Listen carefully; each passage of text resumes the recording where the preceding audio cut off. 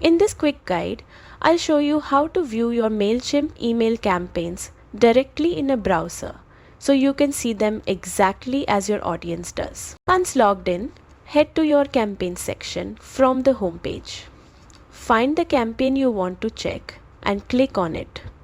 From here, select Preview to see how your email will look. Now, look for the option View Email in Browser. Simply right-click it and choose Open in New tab. Your campaign will open in a browser window, perfect for checking layout, images, and links in a real environment. This step is essential for spotting formatting issues, making sure everything loads quickly, and ensuring your email looks professional across devices. And that's it. You've now learned how to preview your Mailchimp campaigns in a browser for better quality control.